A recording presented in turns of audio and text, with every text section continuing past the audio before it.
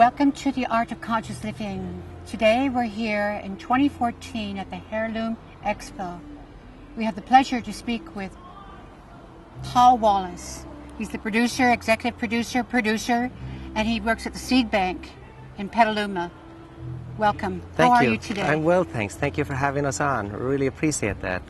Well, it's a beautiful expo. Thank you very much, yes. You've covered everybody, and it's a great turnout. Yeah, it's our 4th year doing it, and we're very happy with the turnout. We've got many different aspects to the Heirloom Exposition.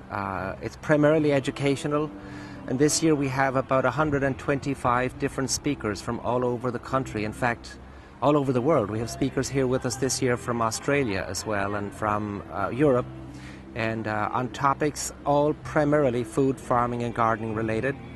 We have displays, over 4,000 varieties of produce on display to showcase diversity, and we have other interesting but fun elements to it, like a giant pumpkin contest and poultry and livestock shows. And yesterday we had kids educational and fun day, where we had about 3,000 school kids bussed in for fun but educational activities. So they learn more about their food and where it comes from. There's a massive disconnect now. So it's very interactive, besides totally. just coming to view. Absolutely, absolutely. And There's educational talks at the same and time. Workshops, yes indeed. Workshops and lectures. Right.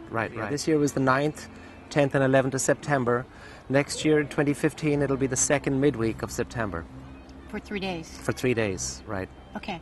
So you being the founder of it, what was your idea and why in California? Would you like to be in other places in other states also? How this happened initially, with the founder of Baker Creek Heirloom Seed Company, Ger Gettel, and we were at an event in New York. It was an auction, an heirloom auction at Sotheby's. And the produce displays were conspicuous by their absence. There were some interesting little displays, but we felt it was important to showcase diversity.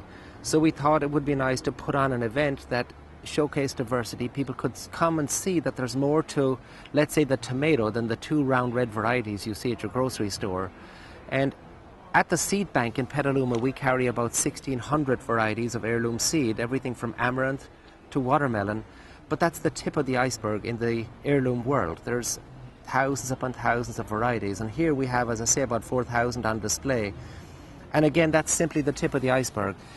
When you look at our food supply now, and in this country over 90% of the corn and the soy are controlled by chemical companies and are patented and genetically modified. Monsanto, GMO, genetically modified organism. Right. Then we look at that as a shame, because it minimizes the diversity, particularly in those varieties in corn and soy. And before there are conclusive studies completed, at least we should know what we're eating, and we should be labeling. If genetically modified foods are being sold, they should be labeled. That way we have a choice whether to buy them or not. In America? In America. Most countries label genetically modified foods. And they won't allow that to happen here in America because Monsanto is an American company. Right. Where the other countries, Europe, a lot of countries in South America. And Asia, they have banned it. So why are they banning it? And yes, it's American company, so they cannot ban American company. But you're right, absolutely, that they should have labeling. Right. And then that was funded against labeling.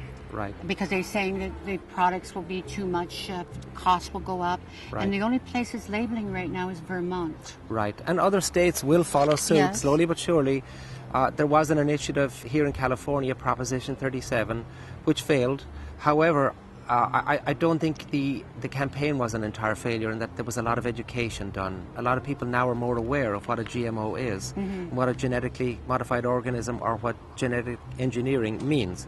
And it's a continual education process, and over a period of time, I think it's long term it's going to happen, that it will be labeled. Then people will have a choice whether they want to buy it or not. And then slowly but surely, studies can be completed, and once we have conclusive evidence, then we can decide whether to ban it or not, but at least it should be labeled. Truth in labeling is what it's all about. I mean, if we're labeling sugars and we're labeling all sorts of other ingredients, why don't we label if it's genetically modified or not? I mean, if you're putting the gene of a fish into a tomato, or the gene of another species into one species, it goes against what Mother Nature intended. People are saying that GMO means God move over. Because we're... God move over. Oh, I have not heard this before. Right. This is fabulous. Right. God move over. Right. So we do have quite a few speakers on that topic here at the event. We have people like Jeffrey Smith, who's the foremost authority on GMOs in this country. Deborah Coons Garcia, who is a filmmaker and has produced movies like The Future of Food, is an authority on GMOs. People like Ronnie Cummins from the Organic Consumers Association, Andrew Kimbrell from the Centre for Food Safety, Dave Murphy from Food Democracy Now. I mean, we have a lot of people speaking on these particular issues, and it's very important that people become aware of where their food is. And that's why having school kids come to this event, it gives them exposure to the farmers that grow the food, it gives them exposures to the diversity that's out there, and we believe that's real important. After all, the kids are the future of the industry. Now, what do you know about the Monsanto and the powers to be that are buying up the seed companies of all the world, that they own 95% of all the seed companies? They do. We're in fact in the minority. We're in fact in the minority. And they will not own you, though. Absolutely the Heirloom not. company, you will be the last standout, and you'll probably be the only company left on the planet. There are several others with that are like-minded with us, and here at the Heirloom Exposition, we have about 30 seed companies represented here, in addition to the 300 vendors that we have at the event. There's about 30 seed companies who would be very like-minded, with us on this particular issue. And under no circumstances and no amount of money, Absolutely because usually not. Money speaks. So if they offered the mega money, they would not sell their company to Absolutely not. It's about principle. Yes. And if you look at, let's say, the potato famine in Ireland as an example, where you had one or two varieties of potatoes, when they were hit by blight, the country was on its knees. Now with the corn and the soy controlled by chemical companies, and over 90% of these varieties are very, very similar, if there's an issue with this, where are we going to be? So we've got to maintain diversity. We have to maintain diversity for the future of our food. And where do you see the future of Heirloom Seed Company? Well, our company was formed, as I say, in Missouri about 14 or 15 years ago by Ger Gettle, and it's grown from strength to strength, so much so now that we opened a branch here in California, in Petaluma, California, called the Seed Bank. We occupy an old bank building. We're converting the vault of the bank now to an actual seed bank where we will house and protect varieties there. And we also have a location in Connecticut. So we're covering the left, the right, and the middle of the country, and we've seen tremendous growth in the category. People are a lot more conscious of their food, where it's coming from. It's encouraging to see families come. The kids want to select their own seed, they want to grow their own food, go to the backyard and pick the food. If you look at a tomato that's flown in from another country, or trucked in from another country, it's picked in a green or unripe state. It never reaches its full nutritional content on the plant or on the vine. And in a lot of cases, if it's not organic, it's sprayed with some gas to protect it on its trip to you. So the majority of the food, if it's not organic and picked and grown locally, does not contain the full nutritional content that it should have. People are not getting the nutrients from their food, and that's why so many people are popping pills right now. It's why we have such a huge increase of diabetes and obesity in this country.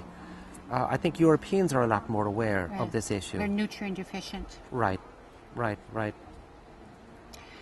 Paul, we've barely tipped on the tip of the iceberg. We have so much more to talk about. Absolutely. And I'd love to invite you for more talk from the Art of Conscious Living TV.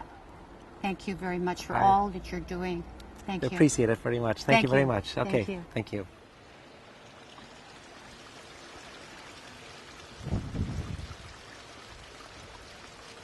Cool.